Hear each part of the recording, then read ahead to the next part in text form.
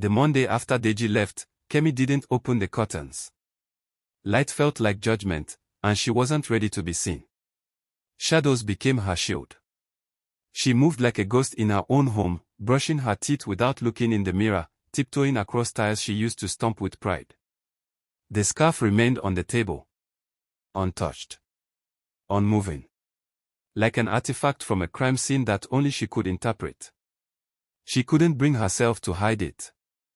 Because deep down, she knew, it wasn't just the evidence. It was the sentence.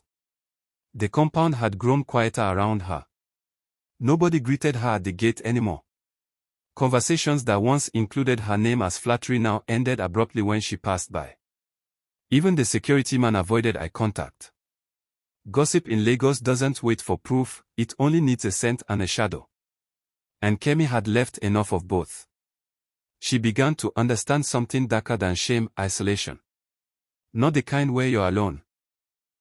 The kind where everyone is watching, but no one sees you as human anymore. She tried once to send Deji a text. Just one word, home. But even before she hit send, her thumb hovered. What would she say if he answered yes? What could she promise that hadn't already been broken? She deleted the message. She had used her body like a firework, bright, loud, temporary. And now, the smoke lingered. She wanted peace. But even her pillow smelled like war. There was no peace in a battlefield where both sides had given up. One afternoon, she heard a knock. Her heart jolted, irrationally hoping it was him. But it wasn't. It was her neighbor from 3B, the one whose curtains never stopped twitching. He stood there, too close, holding a grocery bag. Inside were fresh tomatoes, yams, and a bottle of wine. His smile was too wide, his eyes too knowing. He called it kindness. She saw it for what it was, a leverage. The kind men offer when they sense a woman's guard has been defeated. She took the groceries but not his offer to come in. She shut the door and locked it twice. As she unpacked the items, she realized something terrifying. Her shame had made her vulnerable again. In the absence of Deji's love, other men didn't offer comfort, they offered opportunity. She remembered how many times she had played this game, on the other side. Now, she was the one being watched. Being haunted. She no longer felt powerful. She felt exposed. The next day, she wore a wrapper and no makeup. Walked to the kiosk at the end of the street. The vendor didn't smile. She handed her change without a word. As Kemi turned to leave, she heard a soft hiss, the kind Lagos women reserve for judgment. It wasn't loud, but it stung more than slaps. Back home, she dropped the groceries and sat on the floor, back pressed against the cabinet. She realized something deeper than regret. Once your body becomes public currency, even redemption has a tax. The days blurred. Her reflection looked older. Not in years, in weight. Her shoulders drooped. Her eyes lost their fight. Her laughter, once careless and echoing, became tight and private.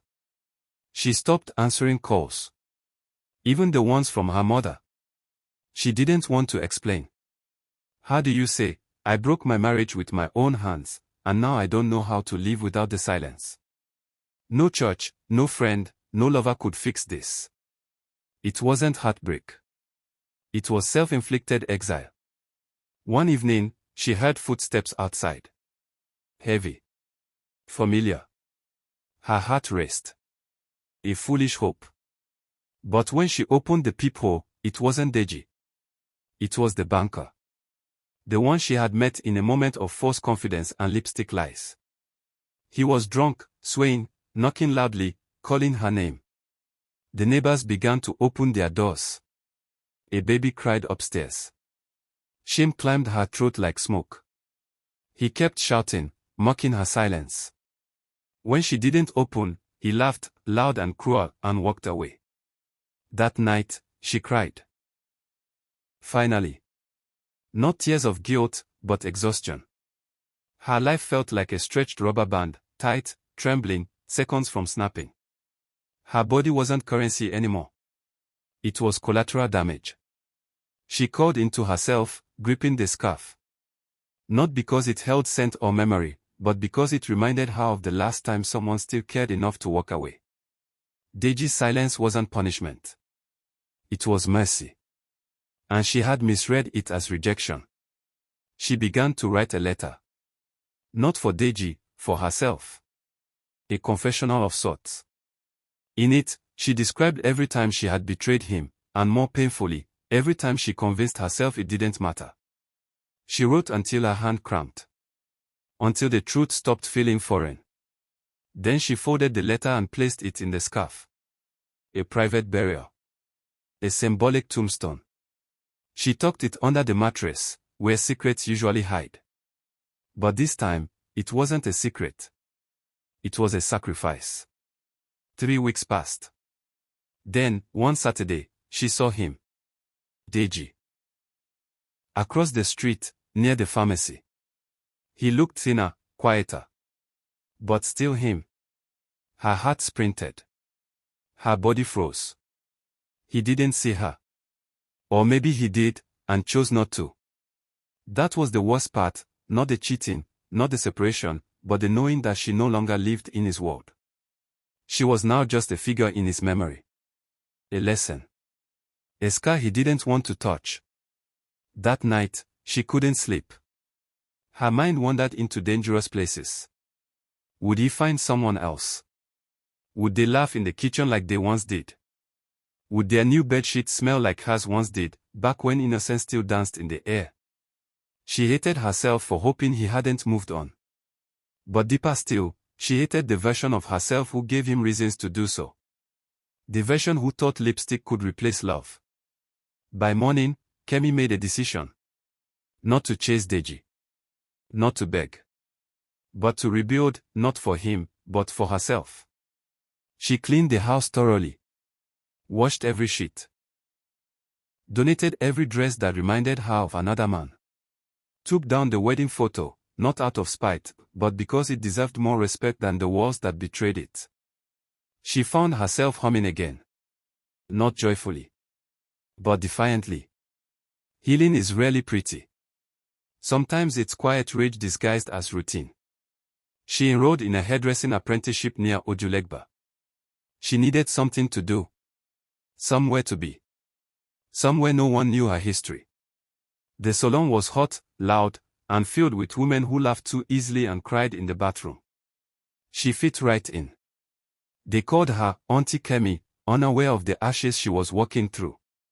There, with a comb in her hand and sweat on her brow, she began to remember the girl who once danced barefoot while cooking. The one who had dreams before desire made her reckless. One day, as she was sweeping the floor, her phone buzzed. Unknown number. She hesitated. Picked it up. It was Deji. He said nothing for a moment. Just breathed. Then he asked if she still kept the house key. She said yes. He said he needed to pick up something, a file he had forgotten. She gave him the time. Hung up. Her hands trembled. Not from hope. From uncertainty.